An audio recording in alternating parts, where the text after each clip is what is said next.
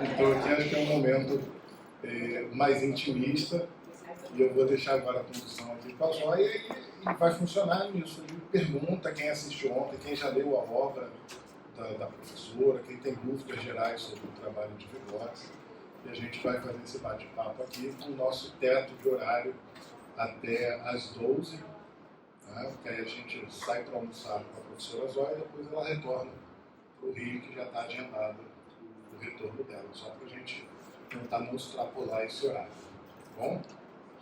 Precisa do microfone? Eu acho que ajuda para a gravação. Esse microfone. Então, gente, bom dia. Então, eu vou fazer um pouco a síntese, né, do que eu falei ontem, né, e dizer assim que, claro que quando a gente se depara, né, com uma pesquisa, né, nova, não tão nova assim, porque faz 13 anos que eu defendi meu doutorado, né, a gente tem uma reação, né, poxa, e foi a pergunta, inclusive, que me fizeram na banca quando eu estava defendendo meu doutorado, falou assim, bom, então agora a gente vai ter que esperar você traduzir tudo para a gente poder entender o Vygotsky. Então, a minha resposta naquela época, e até hoje ela continua, essa resposta, se a gente conhecer as bases filosóficas, né, e metodológicas de uma teoria, a gente vai desconfiar das traduções, né? Então, é um pouco que eu estava conversando com as professoras ali, com a Glauce e Márcia, né? Quer dizer, a tentativa que sempre existiu no Brasil de encaixar o Vygotsky em alguma corrente. A questão é que ele não se encaixa. E eu acho que não é só ele, eu acho que... Para quê? Eu sempre pergunto isso para os meus alunos. Em que ajuda a encaixar alguém em alguma coisa? Vamos estudar o pensamento dele, vamos estudar as obras dele, vamos ver o que ele ajuda a gente a pensar a educação, organização, currículo, né? Eu acho que é isso que a gente tem que procurar nos pensadores. Então, eu sempre estranho as fórmulas, né, que são organizadas as disciplinas, né, nos nossos cursos de formação. Então, o meu trabalho, ele não é ponto pacífico. E então eu no meu último livro que eu escrevi com entrevistas, que eu mostrei ontem, né, que é Vygotsky, Presença e Atualidade em Entrevistas, eu digo lá na introdução que eu identifico 4 grupos assim, de pesquisadores da teoria no Brasil e a reação deles ao meu trabalho. Então, o primeiro grupo é aquele grupo que acha que a tradução é uma coisa secundária, ela não interfere, não quero saber, isso não me importa, eu vou continuar interpretando a obra do jeito que eu aprendi e vai ser assim, pronto. Né? Então, eu tenho um grupo assim que sequer dialogaram comigo, sequer me chamaram para conversar, ou então, né, então não querem saber. Continuam usando formação social da mente, o pensamento em linguagem resumido, de 190 páginas, apesar de a gente já ter traduções não tão boa, mas completa, né? Então é um grupo. O segundo grupo é um grupo que leu o meu trabalho, mas na minha percepção, acharam assim que eu simplesmente troquei as palavras, né? Então que não tem assim, não tem tanta importância mudar proximal para iminente, né? Então é um segundo grupo aí que, por exemplo, em alguns artigos aparece assim, zona de desenvolvimento proximal, aí entre parênteses, como prefere prestes iminente, né? Então assim, como se fosse uma preferência da tradutora, né? Então isso então é um segundo grupo, assim, que e tem muito, eu recebo, porque eu estou inscrita naquele Google acadêmico e a gente recebe as citações, né? Os trabalhos que citam você e tal, né? E eu tenho, assim, inúmeros trabalhos que eu abro para ver e eu vejo que, assim, Zona de desenvolvimento proximal, aí um asterisco aí na nota. Apesar de prestes em seu trabalho defender que o iminente é o termo que mais se aproxima, não sei o quê, mas esse termo se popularizou com os outros desenvolvimento proximal e a gente vai usar. Ora, popularidade na ciência é uma categoria válida? Acho que a gente tem que perguntar isso. Né? Então esse é o segundo grupo. E aí tem vários exemplos que eu estou até recolhendo para poder fazer depois até uma pesquisa. Né? Um terceiro grupo é aquele que realmente assim, se interessou, reviu suas posições, viu que realmente tem equívocos, inclusive a minha orientadora, ela é uma das primeiras a estudar a obra no Brasil, quando ela estava fazendo doutorado no final da década de 70, né? E ela lia pelas traduções norte-americanas. Ela é fluente em inglês, então e quando a gente se conheceu em 2004, a primeira pergunta que ela me fez foi assim: olha, você acha que zona de desenvolvimento proximal está correto? E aí a gente desenvolveu a nossa relação a partir dessa conversa. E ela depois, em 2007, né, passou a me orientar no doutorado. Então são pessoas, eu tenho vários colegas, o professor Jader Janer, da Federal de Juiz de Fora, a Marta Chaves, em Maringá. Então, eu estou dando um cenário para vocês que assim, a gente fica, poxa, mas e agora? E eu não estou obrigando vocês também a assumir uma posição, mas eu acho que minimamente refletir e pensar, poxa, mas né, será? Porque acho que a mínima coisa que a gente tem que fazer é uma reflexão. Assim. E o quarto grupo é aquele que nem conhece. Nem conhece o meu trabalho, não teve nem acesso ainda. Né? Então continua usando informação social da mente, usa assim, as indicações. Para vocês terem uma ideia, eu fiz um levantamento em alguns trabalhos que eu recebo. O formação social da mente ainda é o mais usado na graduação e nos programas de pós-graduação.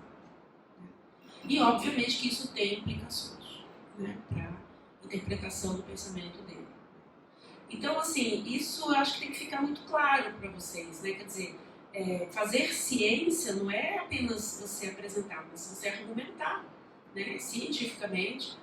E aí, do ponto de vista da língua, do conhecimento da língua que eu tenho, da minha vivência na União Soviética, da minha formação que eu tive lá, e não só isso, não estou falando que isso seria como se fossem trunfos, né? Mas eu acho que isso também me dá uma certa base para argumentar o que eu estou argumentando e trazendo como um diferencial, né, no meu trabalho.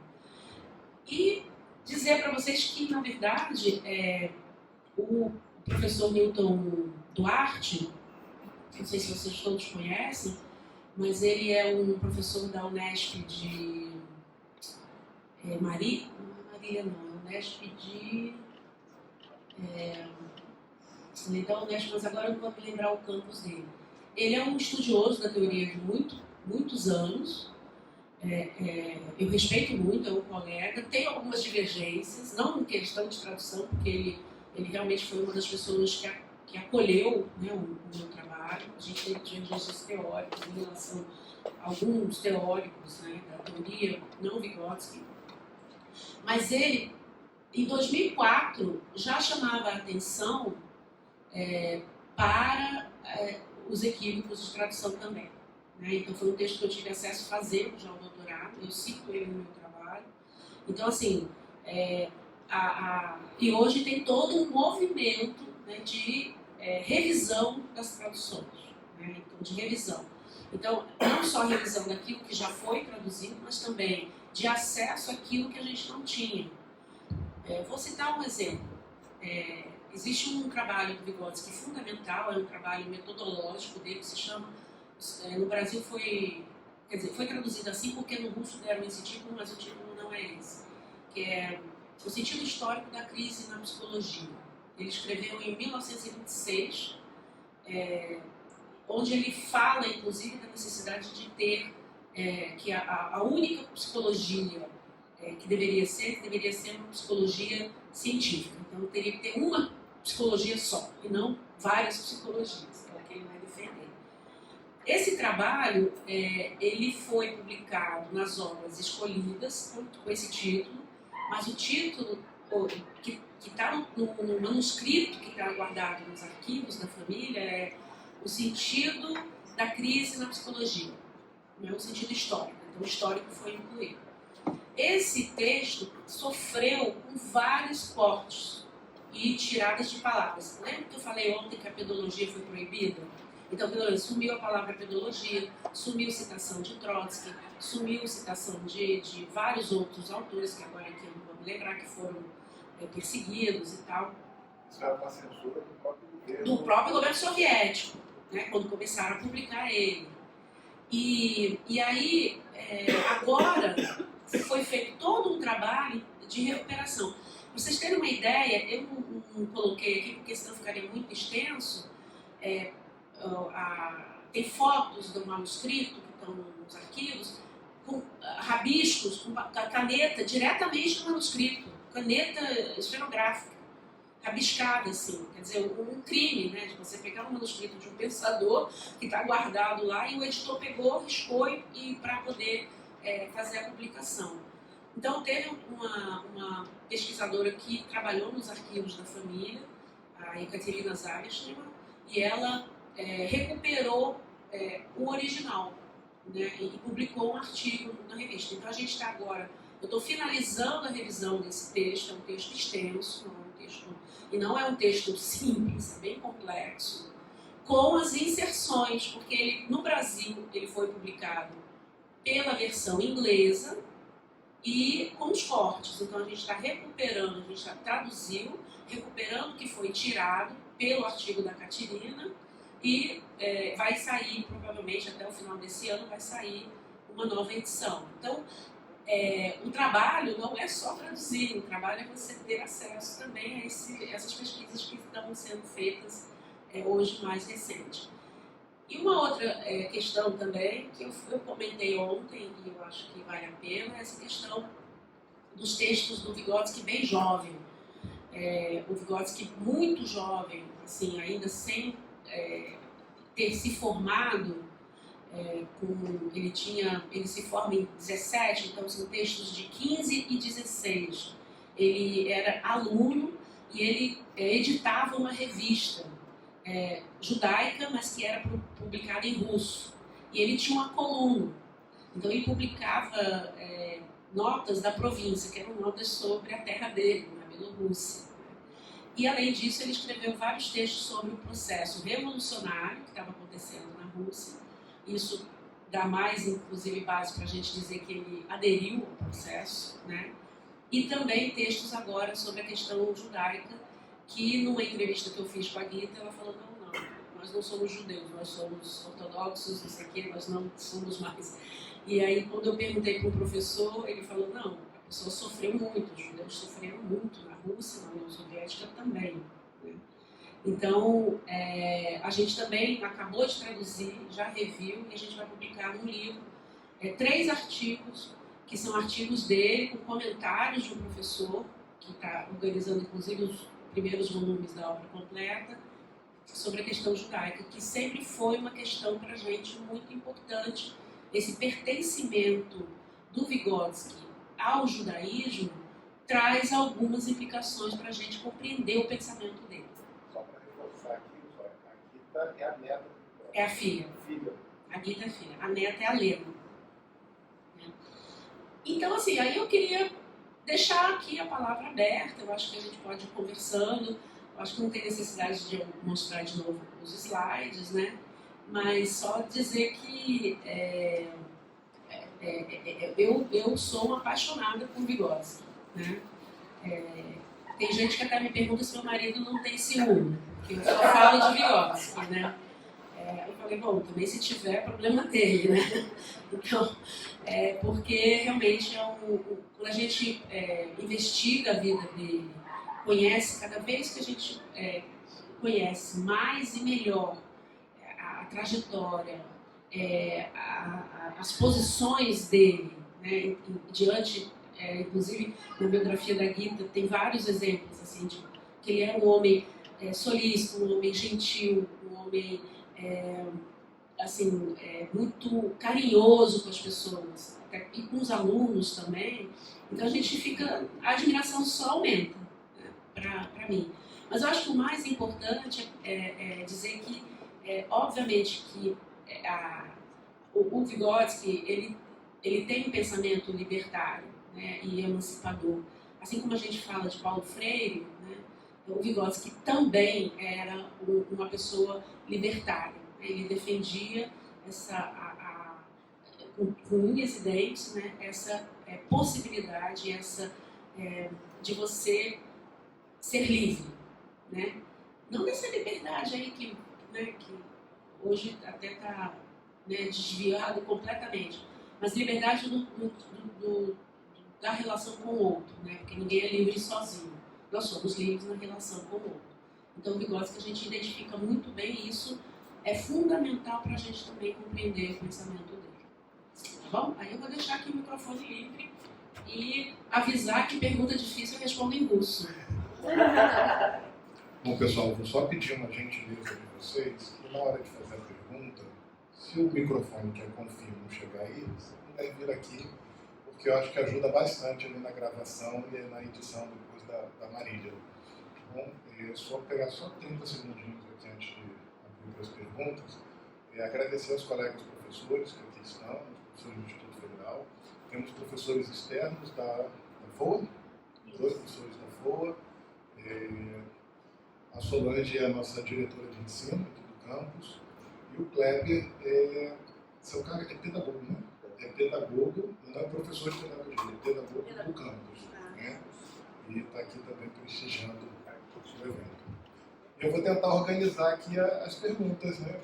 Vocês vão levantando o dedinho.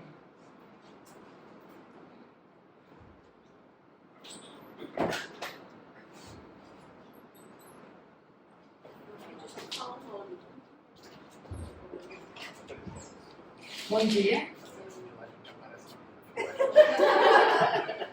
Eu sou Camila. Isso que era pra ser uma coisa pra ficar tranquilo que ninguém ia ver. Eu não falo não. Eu tenho que me preocupar com o que eu pensei. Professora, assim como, por exemplo, a questão, né, de conceitos básicos como a zona de desenvolvimento iminente, né, que tem bastante confusões, a gente vê em textos, inclusive a própria explicação, né, que o pessoal fala, ZDP, mas aí tem explicações diferentes para isso e uma às vezes acaba batendo com a outra. Algo que eu preciso aprofundar, mas que eu gostaria de perguntar assim, de uma maneira mais, de repente, simplista até, é a questão do conceito da perestivânia, né, aquela questão de...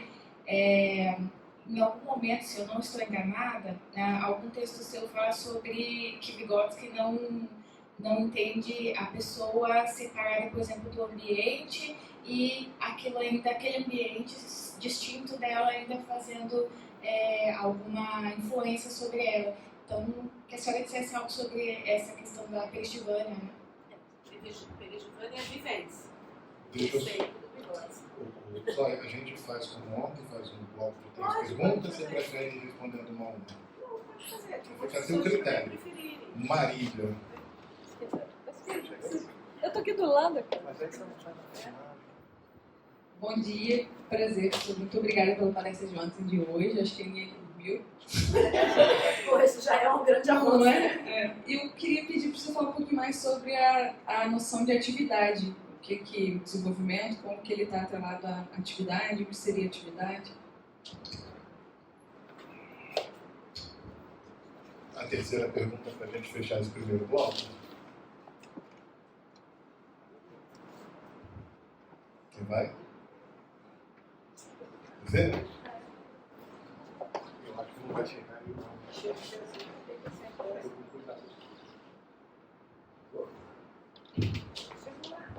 Professora, eu sou a Aline, é um prazer poder te ouvir ontem e hoje. Eu confesso que eu não sou profunda conhecedora de Vygotsky, da obra dele, mas aprendi bastante ontem e hoje.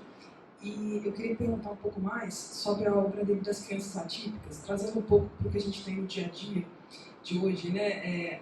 Eu, como professora, em sala de aula, eu tenho visto muitas crianças atípicas chegando no nosso espaço. E a gente tem muita dificuldade em trabalhar os conteúdos. Então, se haveria uma leitura para a gente fazer, uma orientação, se de fato, após a pandemia, a gente está vendo isso de maneira mais crítica, a experiência minha em sala de aula mostra que sim. Eu queria saber como é que vocês estão vendo isso na pesquisa. Obrigada. Passo agora para a Joia responder esse bloco. Depois vocês vão pensando nas próximas perguntas. Tá? Tem muito tempo na frente. Eu não quero monopolizar. Eu fui, primeiro, eu nem falei no começo, mas agradecer o convite, a possibilidade de poder compartilhar com vocês algumas ideias e o meu trabalho. Né? Para mim isso é muito importante. Né? São pessoas abertas a ouvir, né? A dialogar. Então isso é muito legal. Então, o conceito de vivência, ele foi assim, ele surgiu na obra, ele começa a aparecer na obra do Vygotsky quando começam a publicar os tomos, de 82 a 84, na União Soviética. Né? E ele não era um conceito que se dava muita importância. Né? Mas é um conceito muito presente na psicologia da arte, né? Onde ele desenvolve. Não que ele desenvolva em outros trabalhos. Hoje tem um livro que a gente traduziu, que são as 7 aulas do Vygotsky sobre fundamentos da pedologia, e que tem um capítulo inteiro que ele vai tratar desse conceito. Né? E é exatamente isso. Primeiro, vale dizer que o Vygotsky ele não era cartesiano. Ele rompe com o dualismo e ele na verdade, se baseia no Spinoza, né? Unidade, afeto e intelecto, né? Para, inclusive, contestar outras teorias que dizem que o ambiente, o meio, é neutro. Né? E ele vai dizer, não, o ambiente, inclusive, nós formamos uma unidade porque esse ambiente ele não é neutro. Né? Ele tem um papel fundamental, ele é fonte do desenvolvimento. Né? Que ele vai dizer. Ou seja, não existe a separação que em outras teorias existe. Por exemplo, Piaget, ele compreende de uma forma, né, dualista. Então, o Vygotsky rompe com essa visão. Só sabendo isso, vocês já vão duvidar de algumas traduções. Né? E esse conceito vivência foi traduzido em muitos textos do Vygotsky como experiência. Tá? E não é de experiência que ele está falando. Né? Ele está falando de um conceito muito importante e fundamental para pensar desenvolvimento. E nesse livro ele dá 3 exemplos. Ele dá um exemplo nesse capítulo para a gente entender sobre o que ele está falando. Né? E no livro, eu vou comentar um pouco sobre esses exemplos, só para a gente também, para vocês entenderem. Mas antes eu quero dizer que no livro Imaginação e Criação na Infância, que eu também mostrei aqui ontem, a gente consegue perceber a distinção que ele faz de experiência e vivência. Porque para ele a experiência é algo acumulável e a vivência é algo dinâmico e que muda a situação social de desenvolvimento o tempo inteiro. Depende da associação de social de desenvolvimento. Então, qual é o exemplo que ele dá para entender? Ele traz um caso assim, extremo. Ele fala, olha, tem uma mãe que tem 3 filhos, a mãe é alcoólatra e ela sofre de surtos. Né? E tem 3 filhos em idades diferentes, um com 3, outro com 7, eu estou dando assim de cabeça, gente, não estou me lembrando e um adolescente. E quando ela tem um surto, que ela tem um surto psicótico, cada criança reage de uma forma. Né? Então, o mais novo fica apavorado, ele fala, né, porque a mãe já agrediu, já, né, fez várias coisas com ele, então fica apavorado. O do meio fica assustado, se esconde, e o adolescente assume um papel de responsabilidade. Então, você tem um mesmo ambiente, mas com reações e vivências diferentes. Esse ambiente vai ser vivenciado de formas diferentes por cada pessoa, por cada criança ali naquele caso. Então ele traz esse exemplo para mostrar que a vivência é a unidade de pessoa mesmo. Eu acho que esse exemplo é muito bom para a gente tentar entender que não é neutro, né, o ambiente que nos serve. Né? Então, obviamente, se a gente falar desse ambiente aqui, claro que aqui a gente está também num ambiente que não é neutro. Vocês estão falando, eu estou falando e a gente está vivenciando algo que vai fazer parte de alguma forma das nossas experiências, né? Que é diferente de uma vivência. Então é um conceito muito importante, é um conceito fundamental, né? E ele é fundamental para a gente pensar no desenvolvimento da criança, né? A gente observar a criança e também entender as vivências que ela tem, para também entender como que ela está se comportando e quais as atividades que a gente pode, né, desenvolver com ela, junto, para possibilitar que o desenvolvimento ocorra. Né? O desenvolvimento em termos de desenvolvimento das funções psicológicas, do controle do comportamento, do autodomínio e tal. Né? Então eu recomendo a leitura desse capítulo, eu estou fazendo uma síntese aqui, mas ele fala desse conceito também no Problema da Idade, né, que ele fala das crises, né, Vygotsky não fala de estágios de desenvolvimento como o Piaget, mas ele fala de momentos de crise, e que ele também não estabelece muito um período etário, mas ele fala assim, a crise de 1 ano, a crise de 3 anos, a crise de 7 anos. Por que ele chama de crise? Crise no bom sentido, gente. É uma crise porque se dá um salto qualitativo no desenvolvimento. Então, por exemplo, a criança com 1 ano, por que ele fala de uma crise? A criança, ela com 1 ano, ou antes ou depois, ela começa a andar, ela já tem uma mudança radical, né, na própria forma de estar, né, no ambiente, e ela já ganha uma autonomia, mas ao mesmo tempo ainda depende do adulto. Aí ela vivencia um conflito. Ao mesmo tempo que ela quer independência, ela ainda depende das pessoas. Então ela vivencia uma crise. Eu tenho um netinho agora de 3 anos, a crise de 3 anos se manifestou com muita clareza nele. Tudo, assim, é uma crise que ele quer as coisas, e a criança com 3 anos, ela não adia as coisas que ela quer. Quem tem criança sabe disso, não adia. Né? Então ela quer aquilo naquele momento. E a gente tem um papel firme, né, de falar não, ou então mostrar para ela que não é naquele momento e tudo. Mas ele gritava, ele fazia birra, ele se jogava, ele chorava. Então, o momento de... aí isso foi muito presente quando ele fez 3 anos em novembro mesmo. Aí agora eu tive lá recentemente.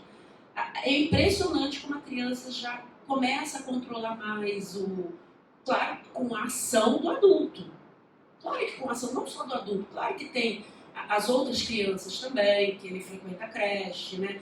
Tem a rede de amizade da família e com outras crianças. A gente não pode atribuir, obviamente, apenas a uma ação, mas a mãe é muito, muito rigorosa também, né? Então, obviamente que isso tem. A gente fala de limite, né? Mas não é bem isso, né? É de você ensinar e você mostrar, olha, não é assim que se conseguem as coisas e tal. Então, a crise se manifestou muito forte. Agora, tem criança que nem se manifesta. Então, não é que todas as crianças vão passar por crise. Como o Piaget diz que todas as crianças vão vivenciar aquelas etapas. Não. Ele fala, olha, existem esses momentos e a gente tem que saber lidar.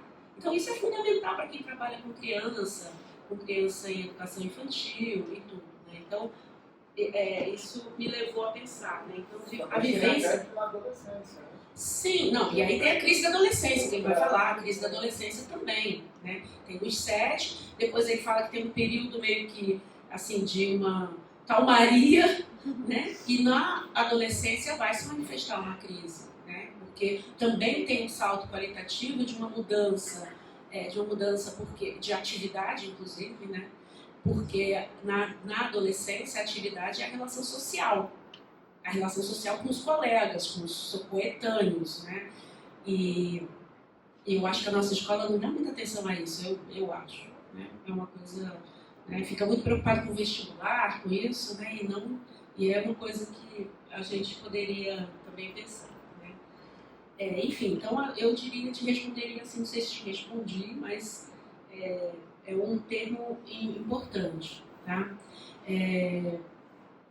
Tem um outro conceito que eu agora estou trabalhando mais, que não o Vygotsky fala muito e que é importante, mas que ainda também está assim, a gente ainda está em desenvolvimento de uma palavra no português que vai que consiga refletir exatamente aquilo que ele fala, que é a pxênia, que a gente está traduzindo como relação de convivência, mas a gente está chegando à conclusão que na verdade é convivência, né? Que é um conceito que fala é uma atividade do bebê, atividade guia, e aí também, quando for falar de atividades eu vou falar, e é uma relação, quando tem uma relação de convivência muito forte, né, que ele diz que essa atividade é importante para o bebê, né, que o bebê depende totalmente do outro cuidando dele. Então, eu tenho um texto que eu já escrevi, mas a gente não tinha ainda chegado nesse conceito de convivência. Né? Bom, a Marília pergunta sobre atividade de desenvolvimento. Né? Durante muito tempo se falou de aprendizagem e desenvolvimento, né?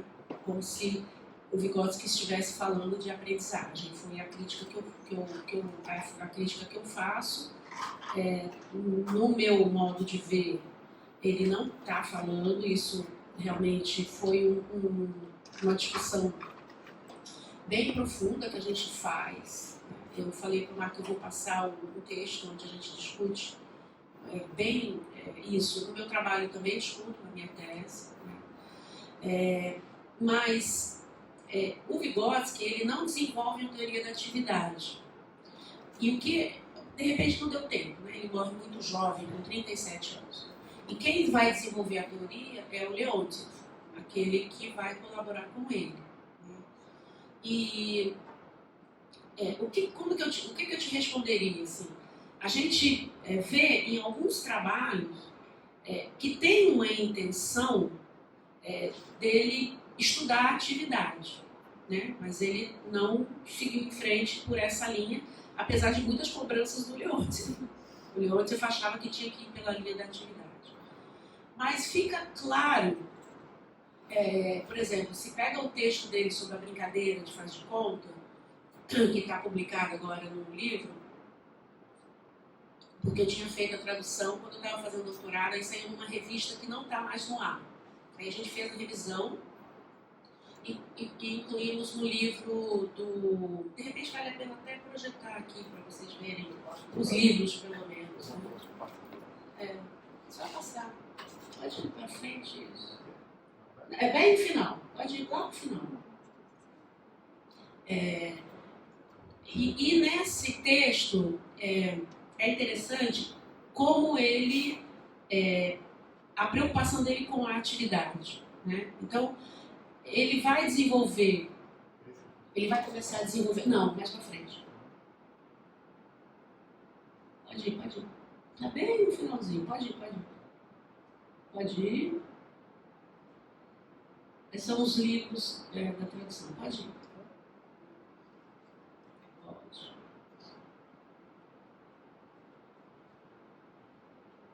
Aí, aqui as aulas, né, esse livro, pode ir para frente, aí tem os três. Está nesse livro aqui do meio, o texto da brincadeira. Né? Então ele vai defender que a brincadeira é uma atividade guia da criança dos 3 aos 6 anos, até a entrada dela na escola. Isso que a gente entende que a nossa sociedade é escolarizada. Se é escolarizada, então, quando ela vai adentra a escola, a atividade dela, guia, vai mudar. Bom, o que ele chama de atividade guia? São atividades que estão guiando o desenvolvimento da criança naquele período. A atividade guia do bebê é a convivência, né, com o adulto. Então a criança não brinca? Não, não é isso. é que a atividade que está guiando o desenvolvimento da criança naquela fase, que é mais, que assim, que não é nem predomina nem a principal que eu não gosto. Por que é guia? Porque é aquela que vai realmente fazer emergir algumas funções psicológicas superiores importantes daquele período. Né? Então, que a criança, o bebê, a percepção é tudo. Né? A percepção é a função que está em primeiro plano. Então, no processo de desenvolvimento, a percepção passa para o segundo plano e começa a aparecer uma outra função, que é a fala. A fala como a emergência da fala. Porque a criança não começa a falar quando ela pronuncia a primeira palavra. Ela começa a falar quando ela já está até balbuciando. Ela já está falando. Até chorando, ela já está nos comunicando alguma coisa. Né? Então, ele vai defender que tem essas atividades guias, né? E que são atividades que a gente tem que estudar e olhar para essas atividades, e que são atividades que têm uma importância para guiar o desenvolvimento da criança. Se a gente for pensar, realmente, uma criança que não teria, por exemplo, uma convivência com um adulto, ela provavelmente teria algumas questões aí de déficit, se a gente puder dizer assim, né, que eu não gosto dessa palavra, mas poderia ter algumas implicações no desenvolvimento dela se ela não tivesse essa convivência, né, com adultos ou com os seus coetâneos e tal.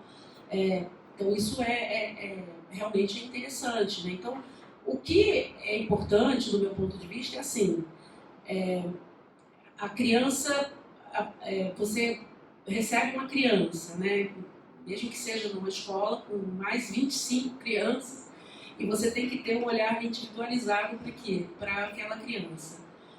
Não é você apenas constatar, acho que eu falei isso ontem, né?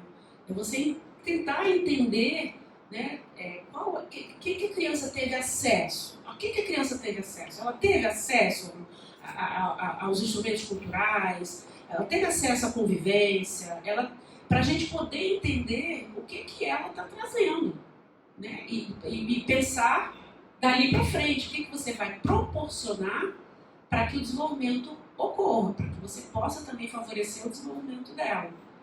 Então, ele estabelece atividade guias, né, do bebê, que é a convivência, de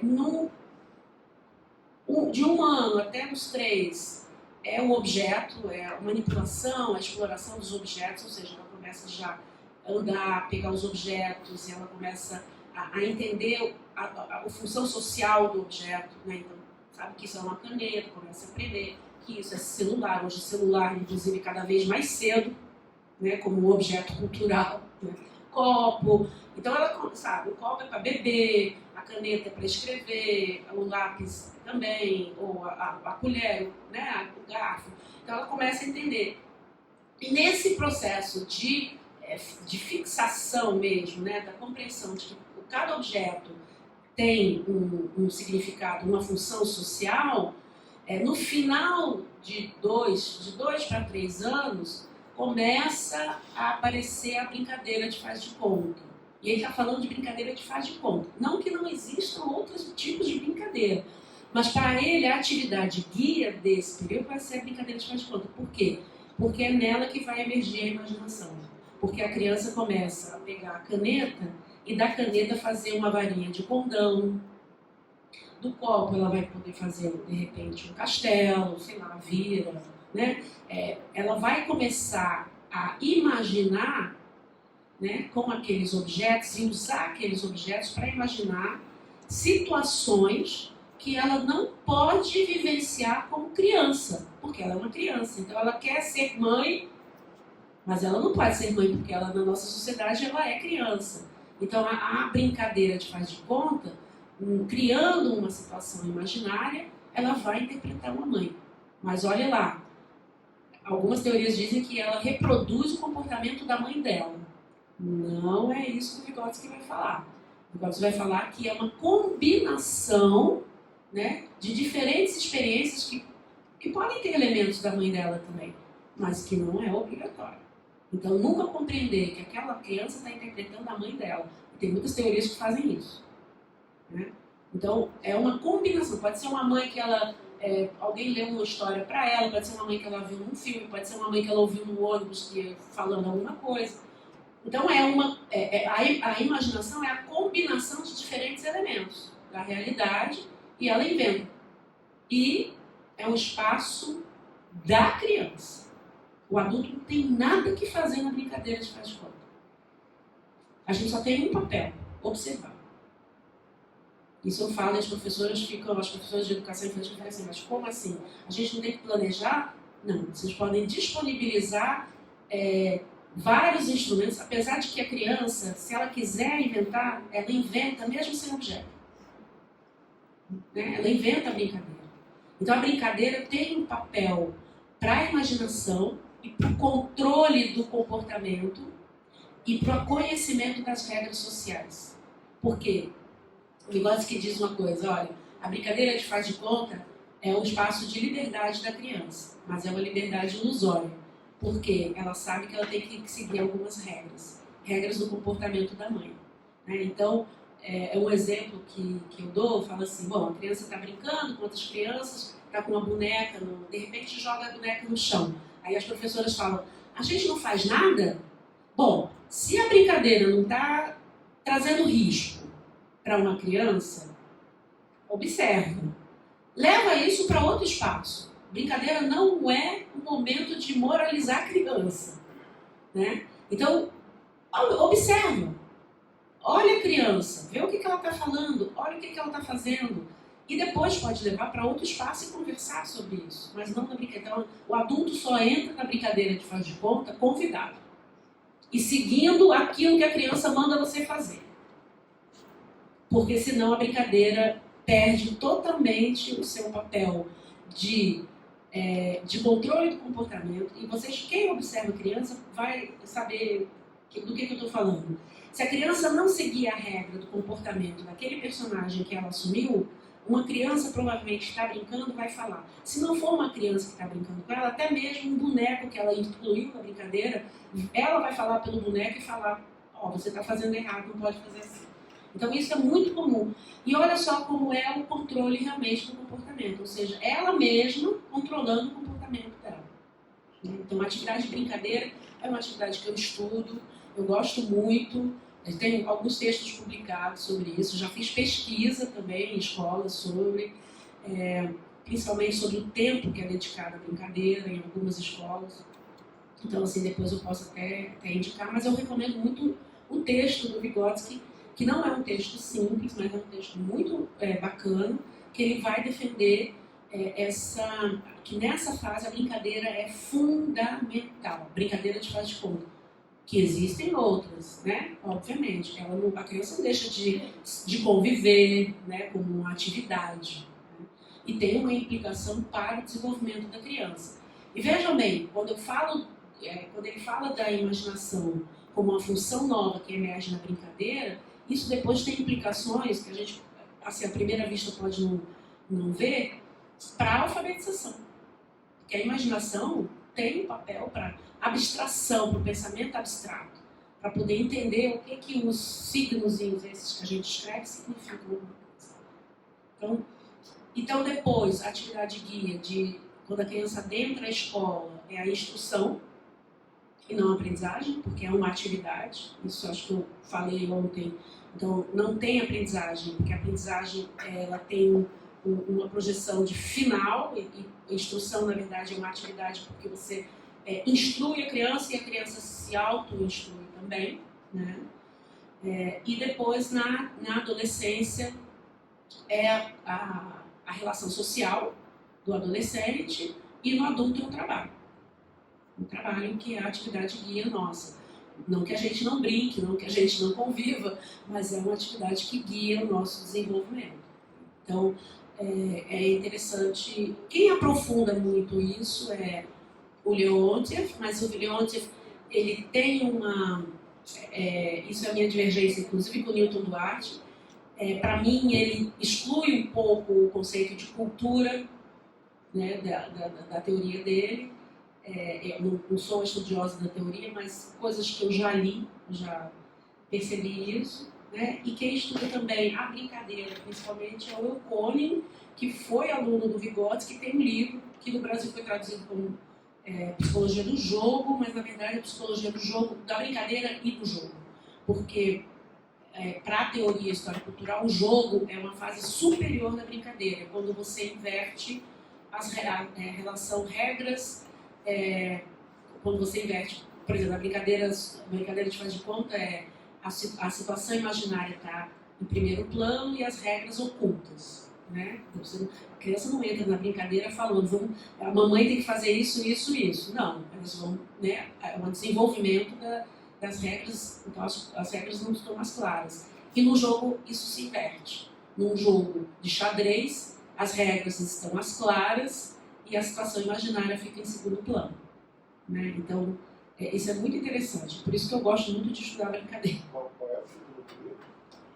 Está traduzido como psicologia do jogo, mas na verdade a tradução deveria ser psicologia da brincadeira e do jogo. E tem alguns equívocos, porque ele chama de situação lúdica, a situação imaginária de situação lúdica, que está bem distante do correto. O que é uma situação imaginária e uma situação lúdica no nosso compreensão. Eukônio, L-K-O-N-I-E. Bom, então não sei se eu te respondi, Marília, mas eu acho que... E aí fica claro que, na verdade, ele poderia ter desenvolvido uma teoria da atividade, né? Porque ele estava preocupado. Então, atividade são... né? Elas são importantes para impulsionamento do desenvolvimento.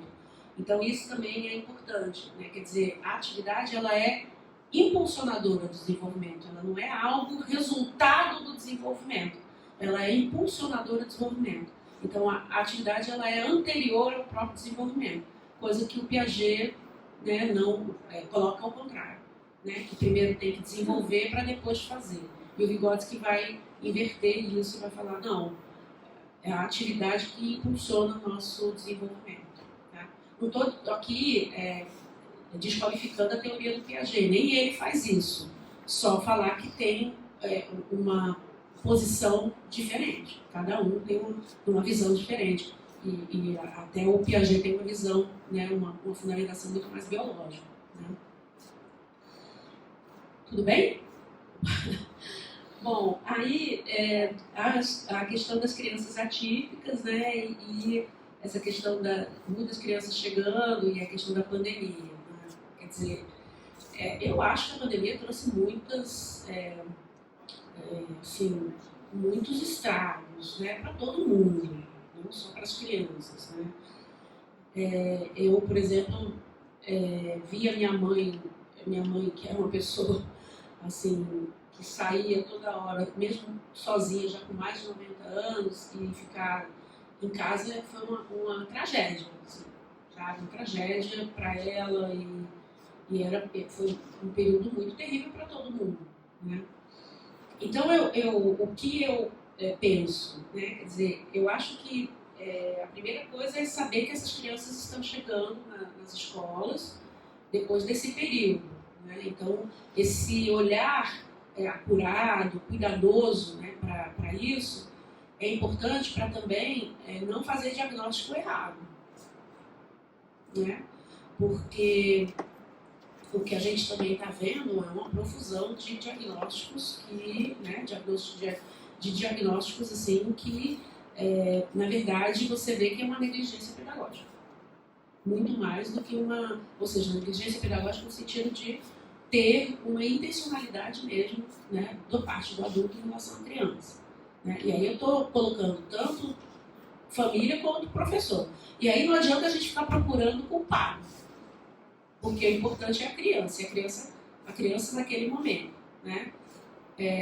E o que é importante, a gente até vinha conversando também sobre isso, quando a gente veio para cá, que a gente tem uma mania de comparar as crianças umas com as outras. Então, a gente tem que comparar a criança com ela mesma.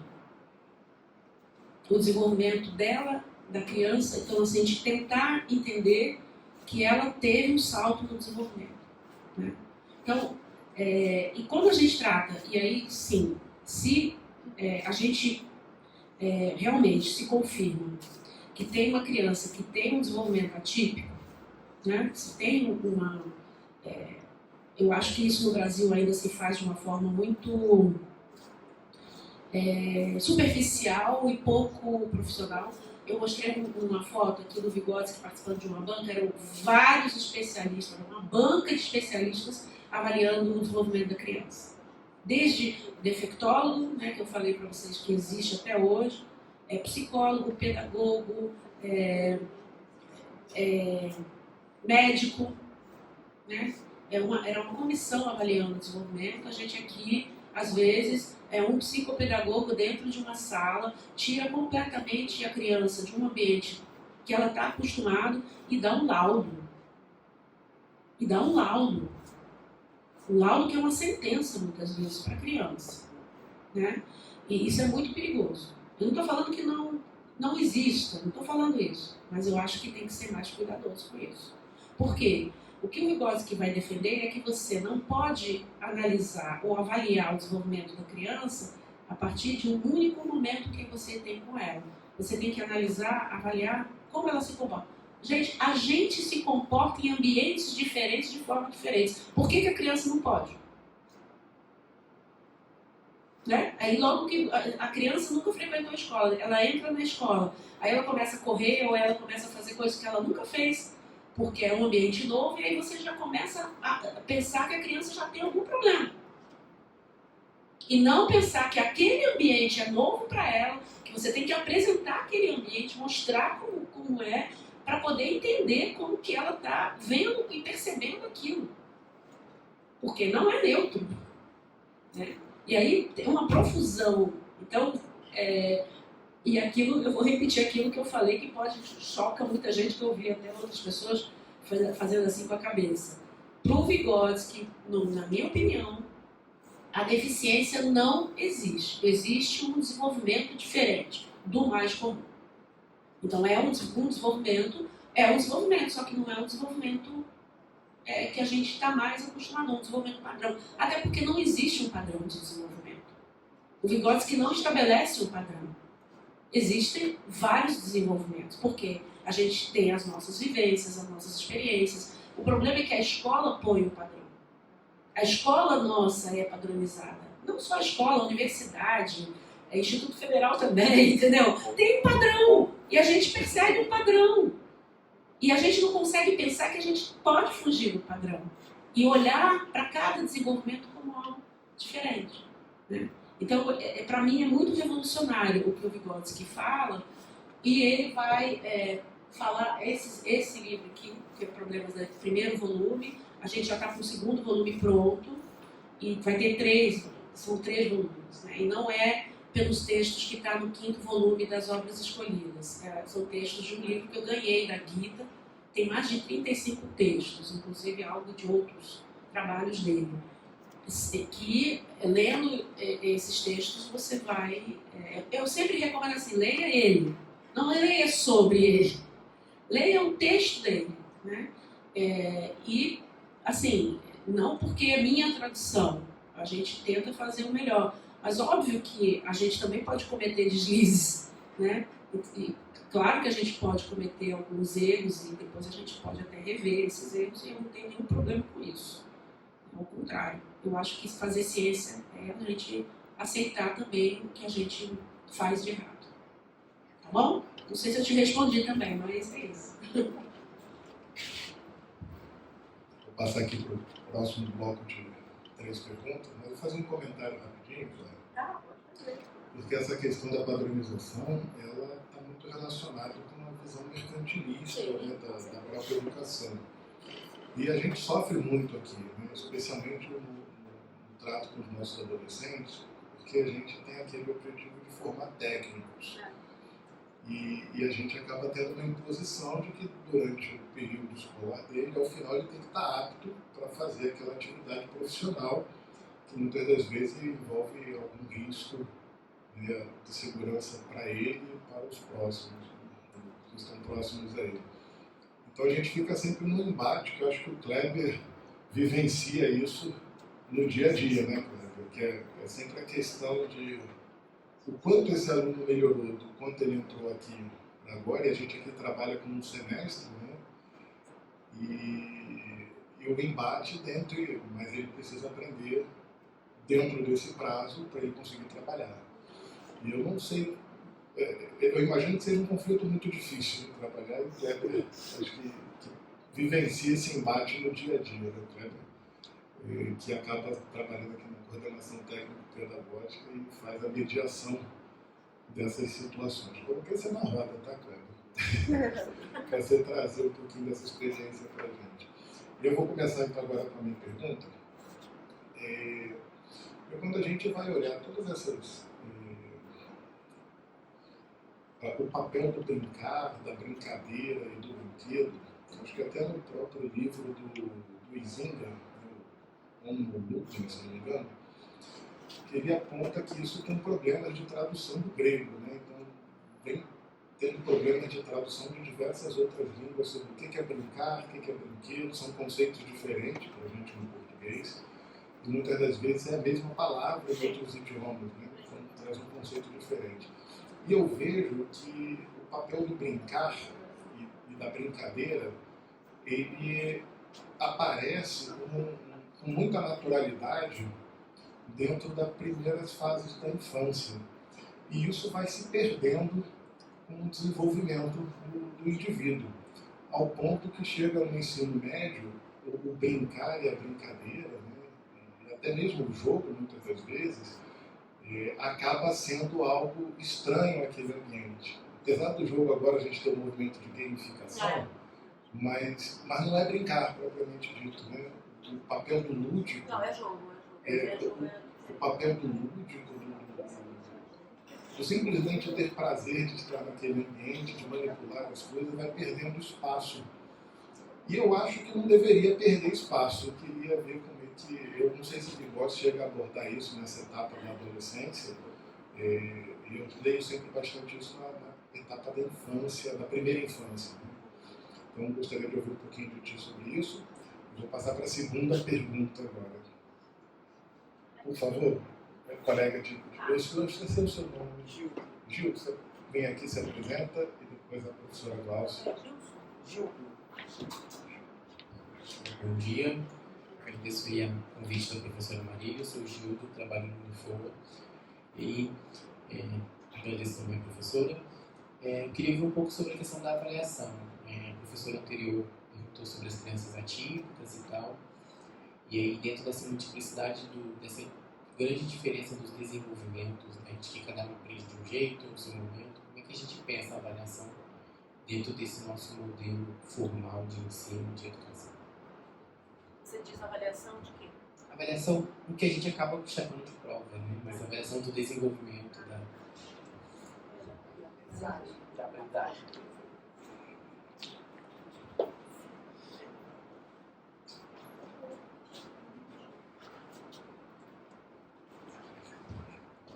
Eu sou Glaucia, né? Eu sou professora Cris.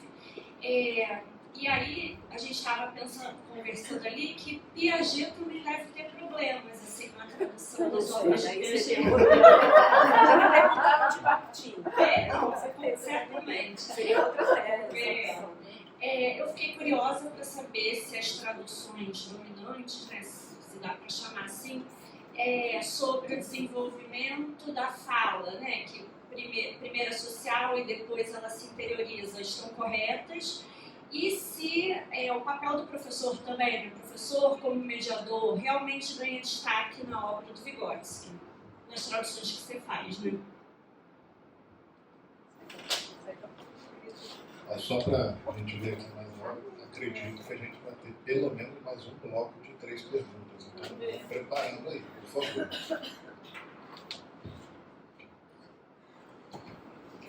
Bom, Marco, assim, o Vygotsky não chega a desenvolver algo sobre o jogo. Ele só, nesse texto que eu falei, ele menciona que o jogo é uma fase superior da brincadeira. E que é muito comum a gente... a criança, quando começa a aprender as regras, né, ela passar por um jogo. Né? criança muito pequena ainda não entende a regra, né?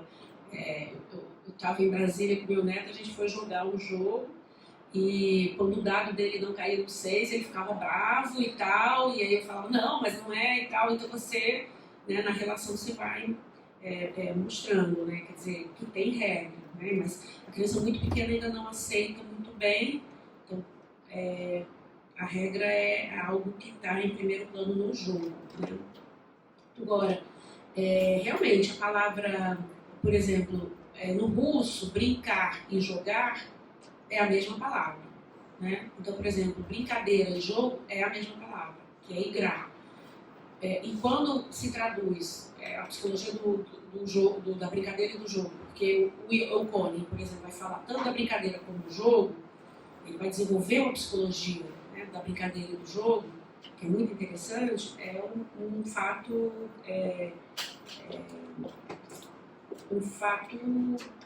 ruim, né, para quem estuda esse tipo de atividade, né? Então, realmente, no russo, e aí você tem que, na verdade, ler, entender o contexto que ele está falando, para poder dizer se ele está falando da brincadeira ou se ele está falando do jogo, né? Brincadeira de faz de conta. Porque tem outros tipos de brincadeira que ele também adota. Isso lembra do russo. Vindo do russo. Aí você, para traduzir, você tem que entender o contexto, não tem jeito. E tem uma outra questão que eu gostaria também de abordar para quem trabalha com infância, que tem um autor muito presente na educação infantil, que é o Philippe Arrier, né, aquele livro dele, a História Social da Família e da Criança, e que fala que ele fala do surgimento da infância. O Euconi, nesse livro, e aí eu não sei quem falou primeiro, mas ele fala exatamente isso, que a brincadeira é uma...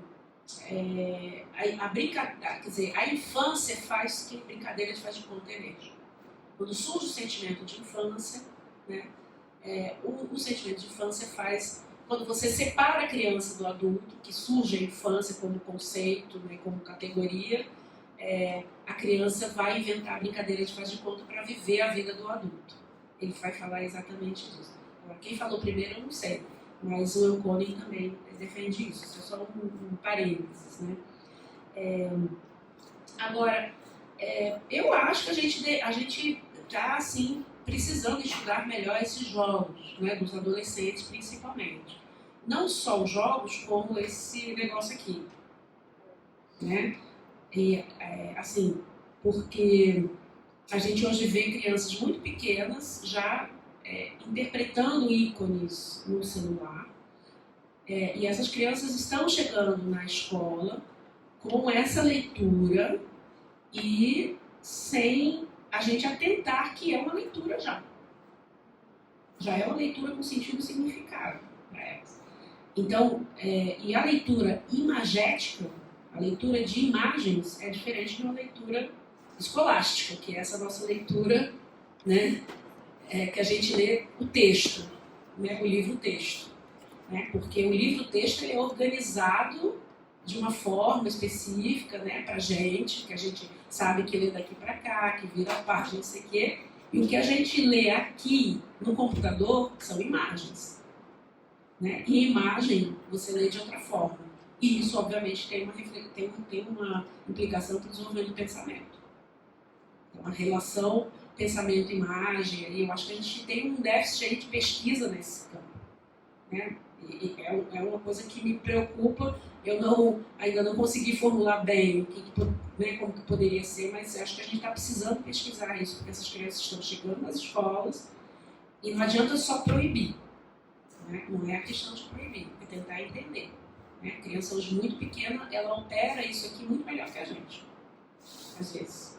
Então, e não é a proibição disso que vai fazer com que ela né, tenha um outro tipo, um desenvolvimento mais saudável. Não é isso. Né? Eu leio muito na imprensa, isso é muito curioso, né, como as contradições, né, que nos movem. A pandemia colocou todo mundo na tela, inclusive as crianças. A minha filha é professora no Distrito Federal e ela tinha que fazer atividade, gravar, colocar, mandar para os pais mostrarem para as crianças, e tinha que ter uma devolutiva. Isso tudo a Secretaria de Educação que mandaram fazer. E aí, recentemente, sai uma pesquisa, essas pesquisas aí, que a tela faz mal para a criança.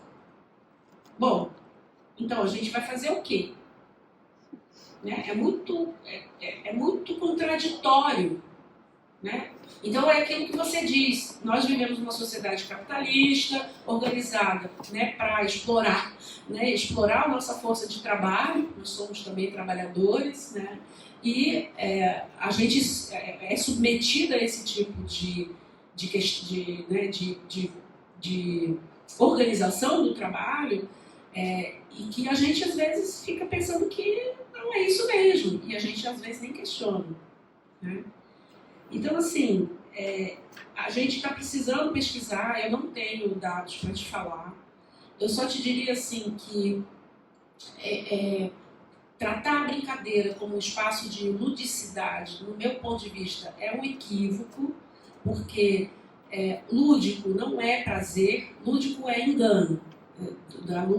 Se você for ler o texto do Laboissy, que é o discurso da servidão voluntária, ele escreve lá sobre sobre o que é lúdico, o que significa lúdico. Lúdico é você enganar. Então para você tapear, né, ele conta e associar ao prazer, e não é, entendeu? Então, para mim, e inclusive o erro que se comete quando se fala, em vez de falar situação imaginária, falar situação lúdica. Não é de ludicidade que o Vygotsky está falando. Até porque a brincadeira, para ele, é uma atividade muito séria para a criança.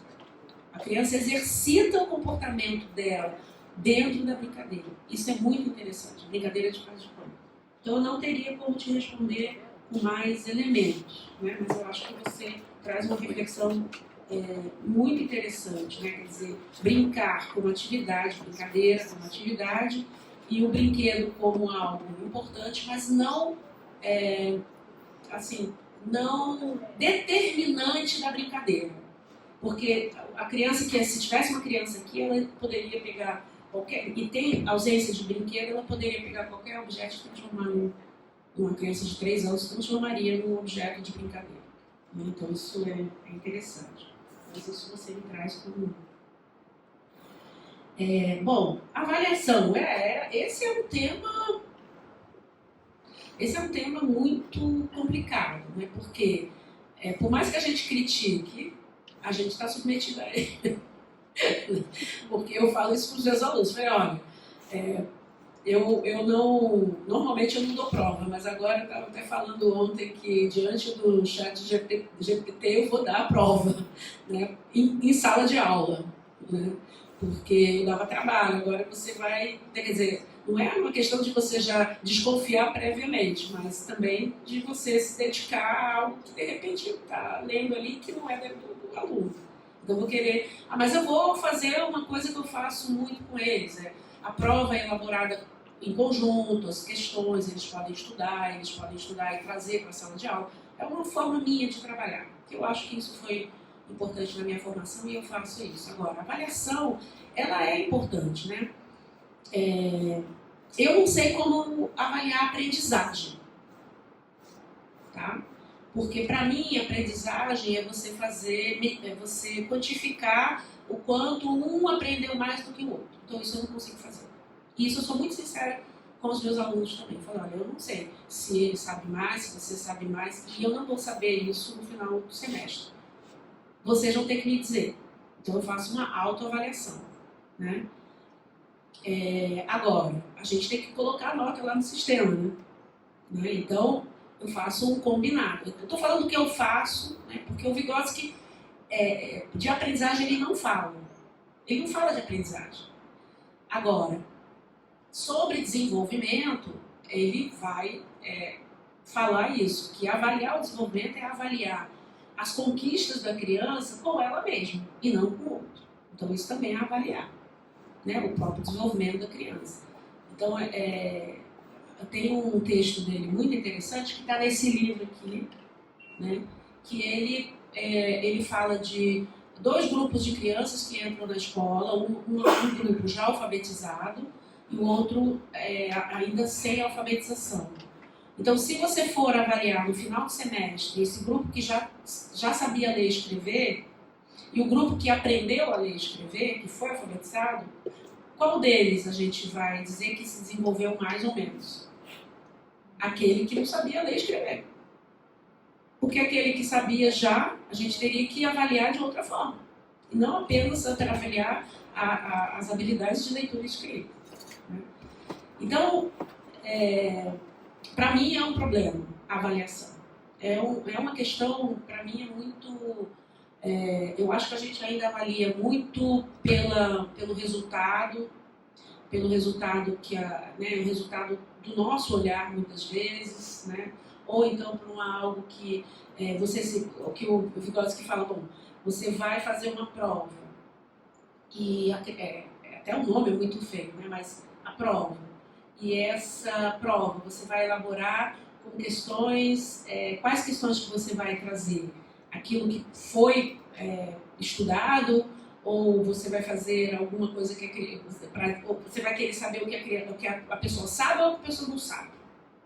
Essa é uma questão que eu também me faço sempre. Então eu quero saber o que ela sabe, né? O que aquela pessoa já domina, por exemplo. Mas muitas vezes o professor faz perguntas que, né, é para ver que o aluno não sabe, né? Numa prova. Então, a avaliação para mim eu não consigo, assim, eu consigo perceber a avaliação se é se você está perguntando, que é a avaliação do desenvolvimento, né? Avaliar tendo como parâmetro a própria pessoa que está em processo de desenvolvimento, não comparando ela com o outro. Comparar com ela mesma. Isso para mim, então, ele fala de desenvolvimento real. Desenvolvimento real da pessoa. Né? Que você faz, que você tem, por exemplo, o desenvolvimento não é linear. Ele agrega vários aspectos. Né? Mas, por exemplo, se a gente tivesse uma criança aqui de 3 anos, provavelmente a primeira pergunta que a gente faria é assim, quantos anos ela tem? Por quê? Porque já pensa num padrão de desenvolvimento de uma criança de 3 anos. Então o Vygotsky não faz isso. Para ele, o cronológico tem um papel, a idade cronológica, mas não é a determinante. E olha a implicação isso para as escolas. A gente até hoje divide as crianças por idade. Isso é muita influência do próprio Piaget, da própria teoria do Piaget, que está muito presente ainda nas nossas escolas. Né? De você avaliar sempre por um padrão. Ah, não, está na fase tal, na fase tal. E o Vygotsky vai defender que não, que você tem as diferentes crianças têm diferentes. A criança pode ter, se você pega uma criança de 1 ano, ela pode, de repente, ter começado a andar, por exemplo, ou a falar, antes ou depois. Então você tem que entender, tem um parâmetro de um ano? Tem. Mas isso não significa que a criança tem que se enquadrar naquele parâmetro. Você tem que entender que a criança ela tem um desenvolvimento próprio dela, com o ritmo dela e com o acesso que ela teve aos instrumentos culturais, a cultura como um todo, o contexto dela, né? Se ela se tinha realmente uma convivência com seus pais, ou adultos que cuidavam dela e tudo. Então, as condições sociais dessa pessoa, você tem que avaliar tudo isso, são aspectos avaliativos do desenvolvimento. E avaliar sempre ela com ela mesma. Isso é fundamental. E não comparar. A nossa tendência é comparar. Principalmente quando a gente é pai, mãe, né? A gente fica olhando o filho do outro, nossa, olha, ele já escreve, olha, ele já lê, né? E você já fica assim e fala, poxa, ainda não está. Então, na verdade, é entender o desenvolvimento, é entender aquela criança e ter ela como parâmetro, e não outra criança. Eu te responderia assim, eu não sei te respondi, mas enfim. Bom, a Glaucia faz a pergunta sobre as traduções que estão ainda muito presentes e o desenvolvimento da fala, né? Que é a fala social e depois a fala que vira pensamento verbal, né? E depois o professor mediador. Assim, primeiro que as traduções não falam de fala, elas falam de linguagem. Então já tem uma implicação, né? Linguagem e fala são duas coisas bem diferentes, né? Então a fala faz parte da linguagem, mas é um fenômeno só humano. Então a preocupação dele é como o desenvolvimento do pensamento e da fala, né, tem o desenvolvimento da fala tem uma implicação no desenvolvimento do pensamento, da consciência, obviamente. Nas traduções que a gente faz, a gente já mudou para a palavra fala. Então, se você pegar alguns textos daqui, tem aquele texto... deixa eu ver se eu me lembro o título.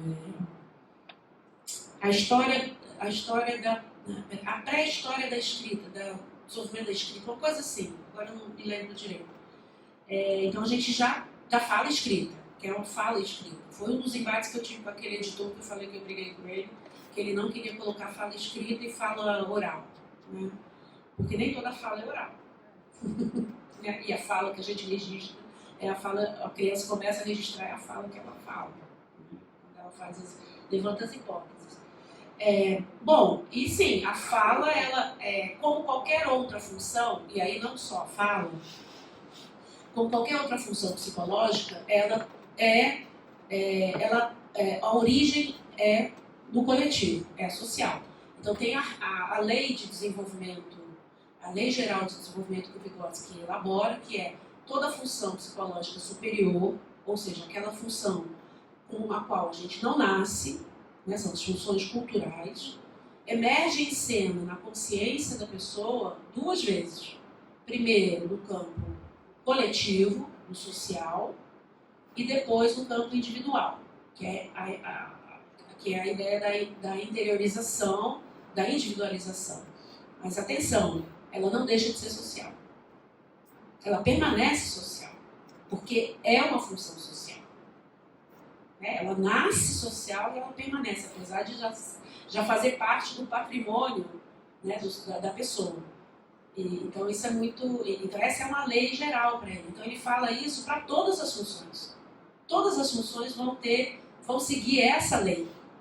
Então é a fala, a atenção mediada, a memória mediada, o pensamento lógico, né? Então todas as funções vão seguir essa lei, né?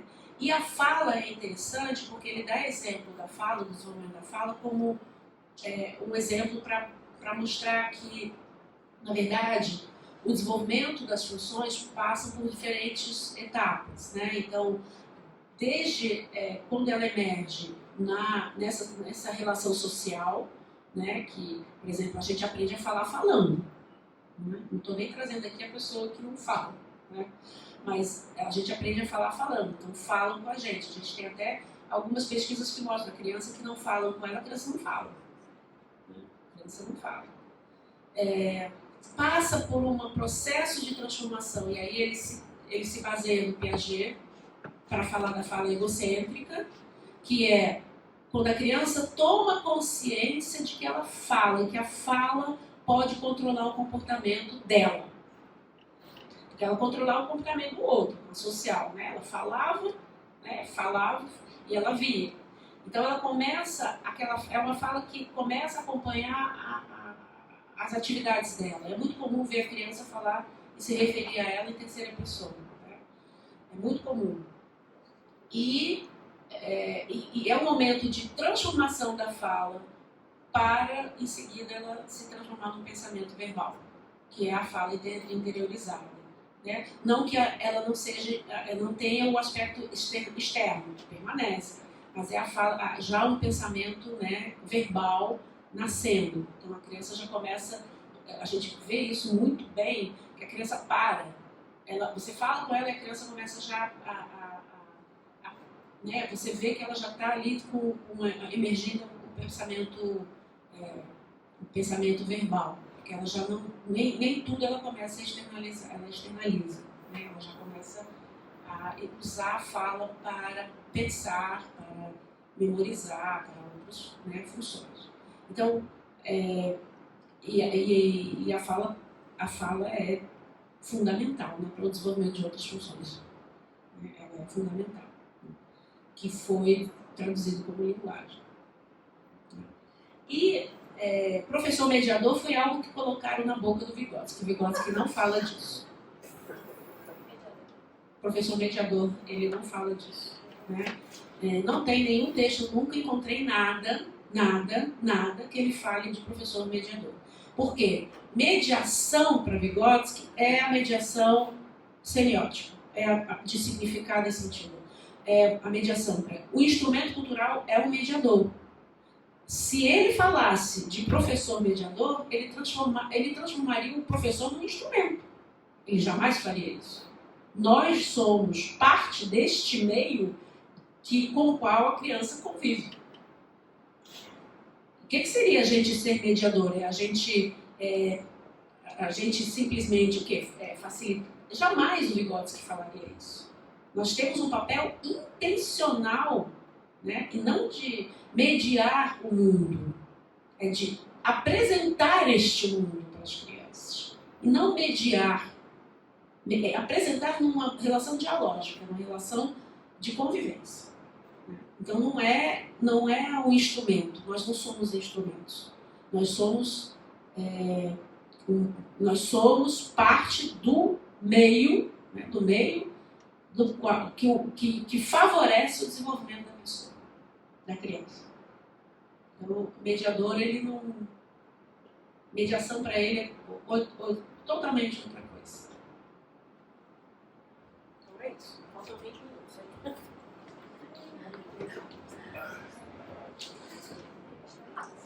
Ali ele vai fazer a pergunta, já tá vendo? Saiu. Ah. Não, é porque eu tenho alguma hora. Sem problema. Tá bom, foi ótimo. Mais um bloco para o professor Vassalo, por favor. Vem aqui porque a Marília agradece na hora de editar o som. Sou eu agora.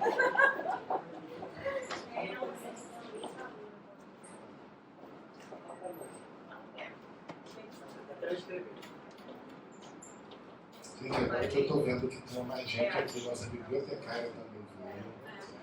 A nossa secretária acadêmica também está aqui. Desculpa, eu não tinha reparado na diversidade de profissionais aqui da educação que estava reunida conosco, muito além dos professores, né, e dos pedagogos. Bom, professor, sou Rafael, né? Não, rapidinho, é porque eu tenho que anotar. Assim, eu entendia dessa forma, não sei se eu estou correto. Quando estamos a desenvolver faculdades físicas de alguém, estamos instruindo. Quando estamos a desenvolver as faculdades intelectuais de alguém, estamos ensinando. E quando estamos desenvolvendo as capacidades morais de alguém, estamos educando. Eu entendo separando as diferenças desses três temas. Eu, como a professora Giovana, somos especialistas em educação à distância. O que acontece nesse caso? A EAD é uma atividade onde a colaboração é fundamental para o desenvolvimento desse sujeito. E a gente tem que separar esses três elementos, né, de desenvolvimento de faculdade, mas aí existe uma relação, né, que a gente precisa ter um melhor conhecimento, ter um melhor destaque, que é essa relação do humano e desse relacionamento social com a educação à distância. É o que eu gostaria de ouvir um pouco, caso haja algum tipo de pesquisa ou algum conhecimento que a gente possa trazer por dentro desse espaço. Você falou físico, intelectual e moral. Porque os três fazem parte do nosso processo, inclusive, de formação, quando a gente estabelece, né, uma linha de atividade docente dentro dessa educação online, ou dentro dessa educação à distância, ficou tão permanente, vamos colocar assim, não vou colocar nem foi um modismo, mas bem permanente agora no pós-pandemia. E eu acho que isso é uma questão importante, porque utilizamos muito texto de Vygotsky na questão da educação à distância no Brasil. E, de certa forma, as falas começaram a me questionar de algumas práticas e de algumas formas como estabelecemos as atividades para o desenvolvimento, né, de competências que agora eu me fiz pensar, será que realmente a gente está conseguindo atingir esses pontos? Será que realmente estamos de acordo com aquilo que está proposto na teoria, proposto pela teoria? não sei se eu tenho resposta para você não. Essa você responde em russo. Não. Paulo,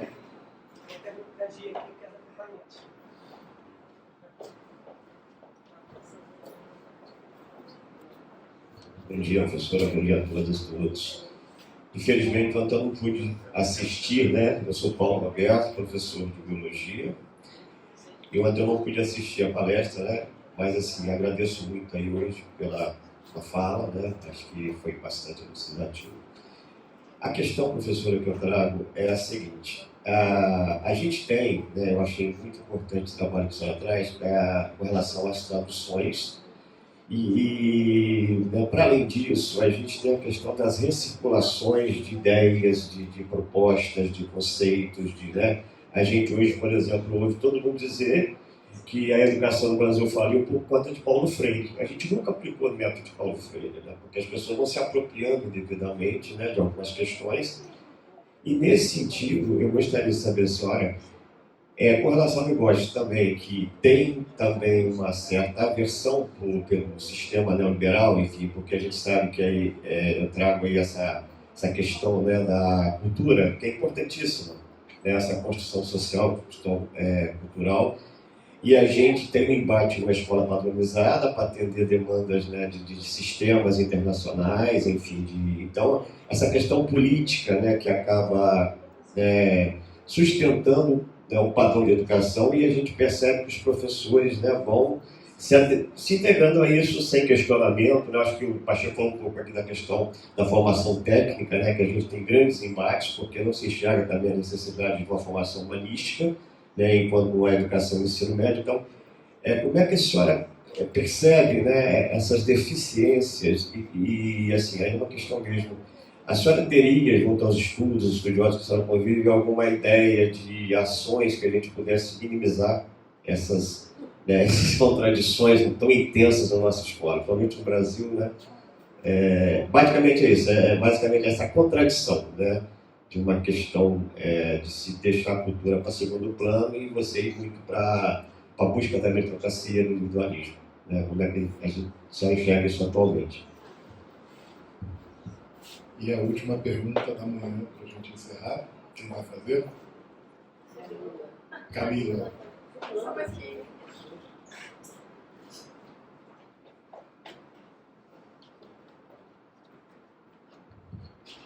novo, Camila? De novo. Eu comecei para fechar. Eu, ouvindo a professora, eu pensei em algumas palavras que talvez tivessem relação com a minha dúvida, que o social, a vivência, a interiorização, e aí a questão o individual e a questão da personalidade, né? A minha dúvida às vezes eu penso que eu concordo, claro, com a questão das influências sociais, mas às vezes me parece aquele próprio exemplo que a professora deu de 3, 4 filhos, né, do Vygotsky lá, cada, né, tem a mesma situação ali, a mesma vivência, mas tem a interiorização. Não, e aí tem a mesma situação, mas as vivências são diferentes. As vivências são diferentes. Então, essa questão que às vezes me parece que tem algum detalhe individual, que seria de personalidade nato, mas aí eu fico pensando, se é nato, a gente vai pro biológico, e aí então fica esse conflito do social. Entende? É exatamente isso. Então, a questão desse desenvolvimento da personalidade e as vivências, essa é a minha dúvida, que eu fico em conflito ali do que de fato eu posso definir nesse desenvolvimento da personalidade.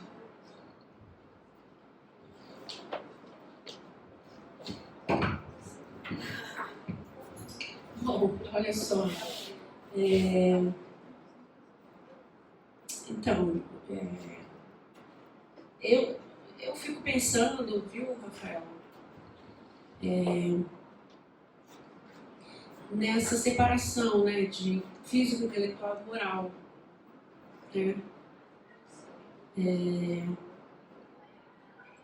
Claro que a gente, para estudar muitas vezes desenvolvimento humano, a gente faz, o Vygotsky inclusive vai defender esse método de análise, né, dos fenômenos, né, de você separar um fenômeno, mas nunca perder a relação com o todo. Isso ele pega, obviamente, do marxismo, né? Do materialismo histórico dialético.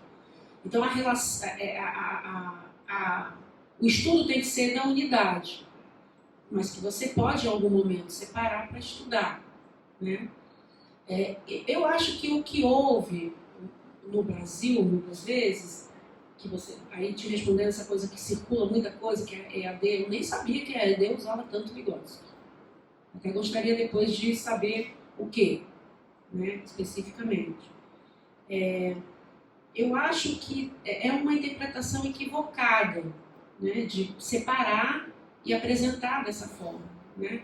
Porque o Vygotsky jamais faria isso. Ele na verdade, ele fala, inclusive, para dar um exemplo, que não é um exemplo muito bom, mas, por exemplo, ele fala da fórmula da água, né? Que você, por exemplo, você sabe que tem o hidrogênio e o oxigênio.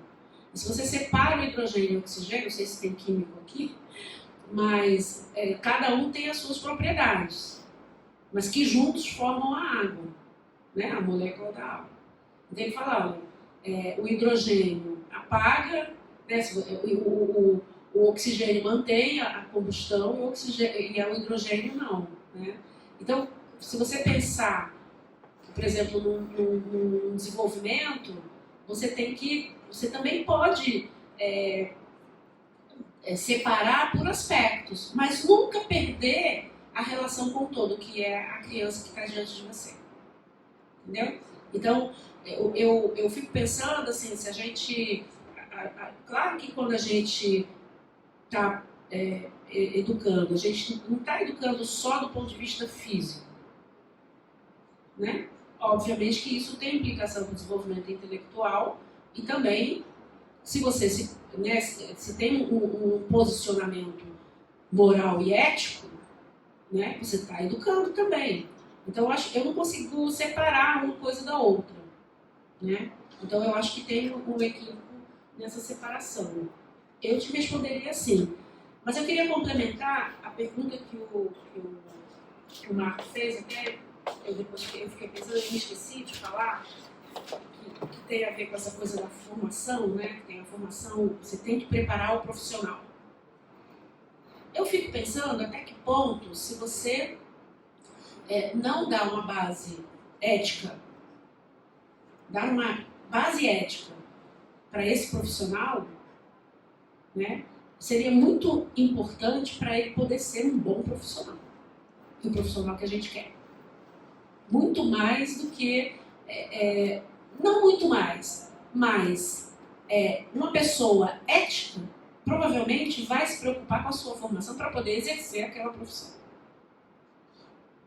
É nisso que eu fiquei pensando, entendeu?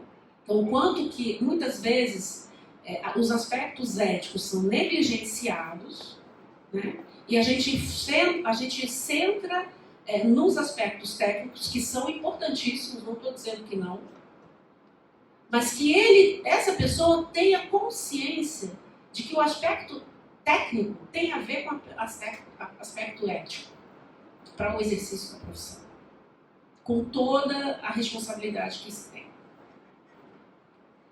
Eu acho que tem a ver um pouco também com isso que você trouxe, Rafael, né? Em relação, não sei, eu não tenho muita resposta para dar isso, acho que é uma questão da gente pensar. E aí acho que tem uma relação aí com o que o Paulo traz, né? Essa questão da circulação de muitas ideias, né? E se secundariza a questão política, né? Então, o Vygotsky, em vários textos, ele afirma, né, a posição dele. Então, isso é um exemplo que ele dá, né? Então, obviamente que ele estava dentro de um contexto revolucionário, um contexto de mudança social. Eu digo mais que esse contexto que fez ele, né, possibilitou a ele criar a teoria que ele criou, né, e que, obviamente, transportar isso para uma sociedade como a nossa é uma coisa insana. Jamais a gente conseguiria implementar aquilo que ele pensou lá, né, Agora, como é uma teoria aberta, uma teoria que possibilita a gente desenvolver ideias, ela não é fechada nela mesma. Se a gente pensar a psicanálise, né, o próprio Piaget, ele nos dá caminhos para pensar. Por isso que eu gosto da teoria, porque ele dá caminhos para a gente pensar o que a gente pode fazer. Não que ele vai dar solução, né, mas o que a gente poderia fazer, né? Claro que dentro das condições de hoje, que a gente vive, do jeito que a gente, né, organiza as estruturas escolares, universitárias, é muito difícil pensar que essa teoria possa ser implementada ou até encaixada dentro das nossas instituições. E aí eu acho que, né, e aí a gente pensando hoje, né, numa situação que a gente está vivendo agora, né, com um governo diferente, porque eu não consegui nem pensar isso no governo passado, mas, obviamente, a gente está com vários problemas, né, no Ministério da Educação.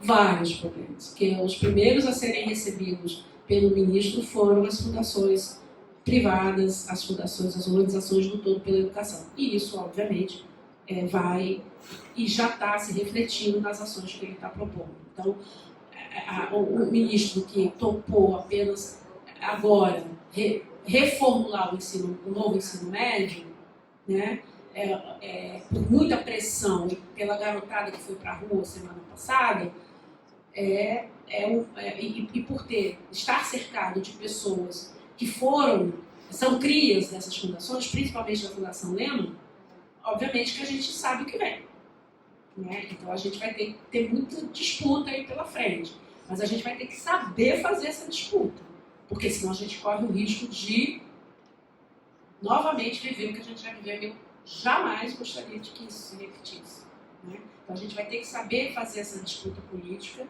né, com muita argumentação, né, científica, com muita mobilização de estudantes, professores. Nós somos seres políticos, obviamente, todos somos, né? Então, para a gente poder pensar o que poderia ser possível nessa sociedade que a gente está. E eu acho que a gente pode pensar em alguns caminhos, mas os embates vão ser fortes, né? Então eu te responderia assim. Agora, Camila, assim, aquilo que eu te falei, né? Quer dizer, o Vygotsky nunca negou o biológico. Aliás, ele foi perseguido por causa disso. Mas o biológico, para ele, é algo que se transforma no processo de desenvolvimento cultural, né? Então,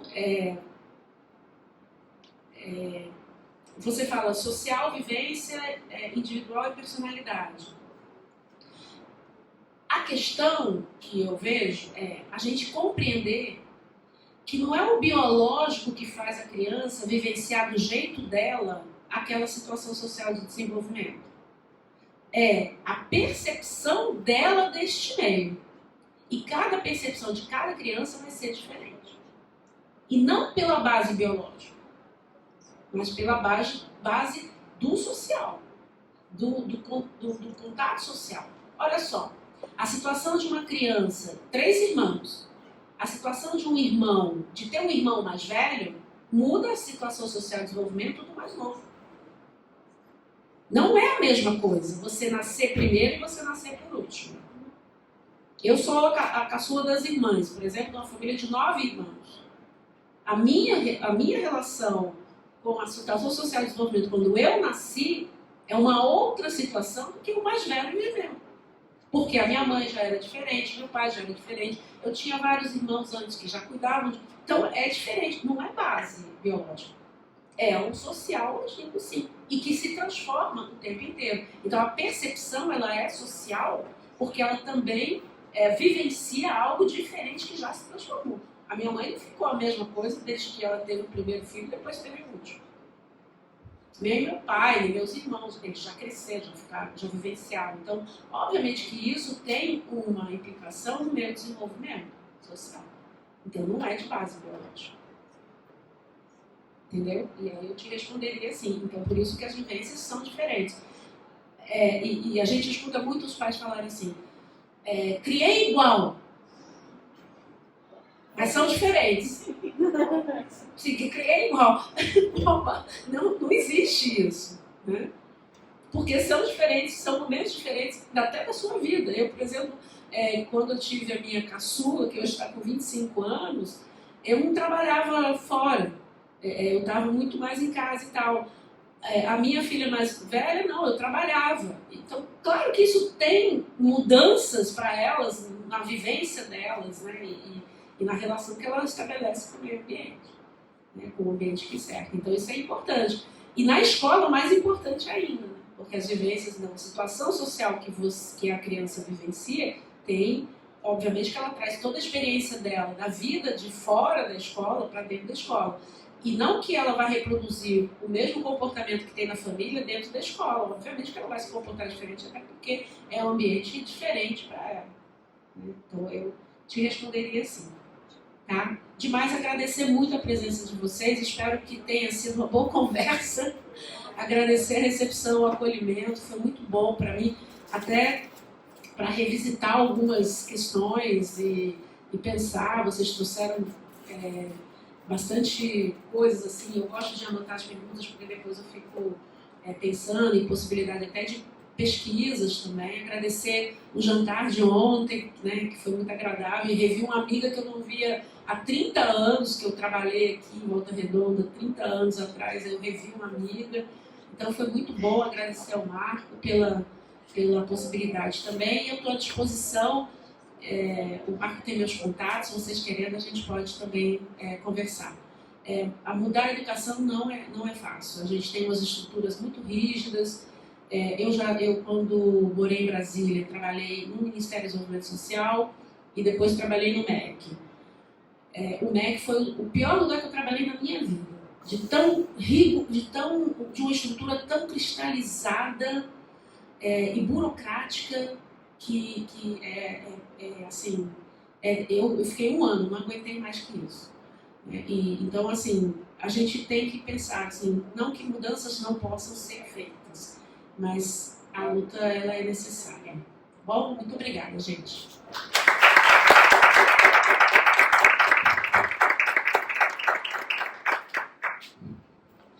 Pessoal, agradecer a presença de vocês, né, de todo esse momento, de fato, para a gente estar reunido aqui, poder ter um momento sincero de debater, de aprendizagem, e não aconteceria se não tivéssemos esse público. Agradecer a disponibilidade da professora Joia. A gente sabe que Volta Redonda não tem muitos atrativos turísticos, né? Então, quando um palestrante aceita vir aqui dormir em Volta Redonda, respirar, o nosso pó da CSN, né? Voltar no dia seguinte. Não estou falando mal da cidade. Mas a gente precisa agradecer duplamente, porque realmente a gente passa por essas dificuldades, né, de logística, de trazer pessoas de fora da cidade. E o Rio de Janeiro está aqui pertinho, mas ainda assim não é fácil, né? Tem as suas atribuições da universidade. Peguei o finalzinho das suas férias, né? Não, eu estou trabalhando. Ah, não está de férias? Não. Já está trabalhando, então coloquei mais uma atribuição na agenda e vou lhe dar aqui uma lembrancinha do Instituto Federal do nosso campus. Esse daqui é um presentinho meu para você, que é um projeto do Docência, um caleidoscópio que a gente desenvolve nesse livro. Obrigada. E agradecer mais uma vez a professora Zoya.